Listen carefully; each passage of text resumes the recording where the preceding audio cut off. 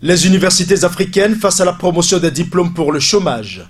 C'est la grande équation à plusieurs inconnues qui remet en cause le système éducatif dans la plupart des pays africains. Au lendemain des indépendances, l'intelligentsia africaine s'est très tôt surestimée. Les bourses d'État dans l'Hexagone pour former les premiers cadres africains et le programme obsolète calqué sur un apprentissage à la bureaucratie ont tracé le chemin d'un système éducatif essentiellement orienté vers la fonction publique. À cette époque, il était question d'apprendre aux colonies la gestion d'État calquée sur un modèle non africain. La démarche avait pour réponse l'offre.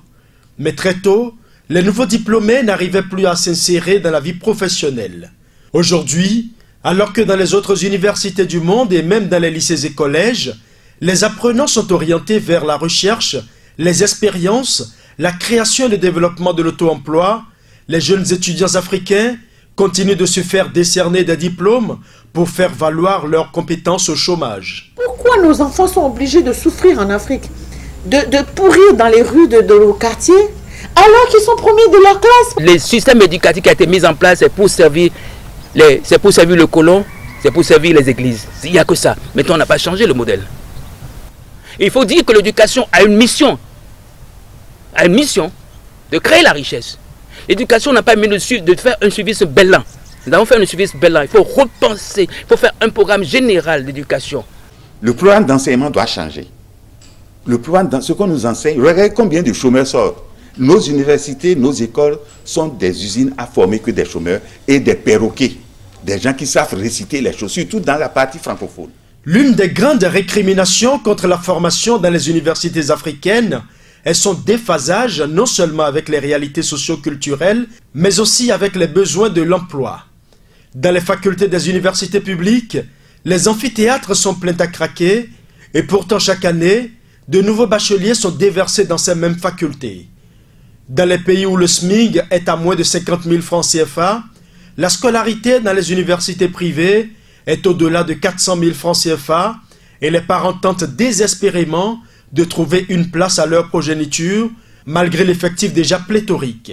Et même si les universités privées viennent en aide, le constat reste le même à la fin de la formation, l'emploi n'existe pas. Il va se retrouver à faire des branches, à se recycler, à se re-recycler, parce qu'il n'y a que ça qui lui reste. À 22 ans, il aurait fini, il va faire des spécialités qui ne lui serviront à rien parce qu'il n'aura même pas de boulot derrière. Regardez à l'université, vous avez combien de géographes? À l'UNB, il y a plus de 50 000 géographes, ou plus. Pour servir à quoi?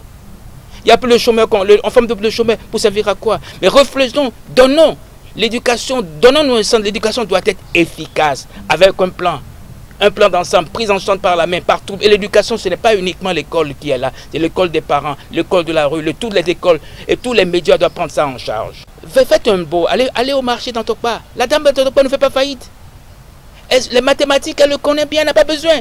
Quand l'internet, quand le téléphone portable est arrivé, elle a pris ça immédiatement, elle sait ce que c'est. Donc, si vous voyez les artisans, ils gagnent de l'argent plus que le fonctionnaire. Qu'est-ce qui se passe? Le maçon, il a déjà fini sa maison avant que vous. Tous les gens, ils ont fait. Les grandes maisons à Cotonou, c'est eux qui l'ont construit. La question fondamentale, est-ce que l'éducation est efficace et efficiente? Question fondamentale. Vous voyez, il faut reformater le disque dur, reformer les programmes pour savoir tel environnement, vous voyez ce qu'il nous faut. Et je préfère même du temps de la Révolution 1 que je critique, mais il y a des partis qui ont dit, mais l'école nouvelle doit être une unité de production. Tant d'années perdues à cause de ce système sans finalité active, les jeunes, victimes de ce système, continuent malheureusement d'être des dommages collatéraux. Les différents acteurs de la société civile et les États généraux devraient reconsidérer cette situation dont l'urgence n'est plus à démontrer.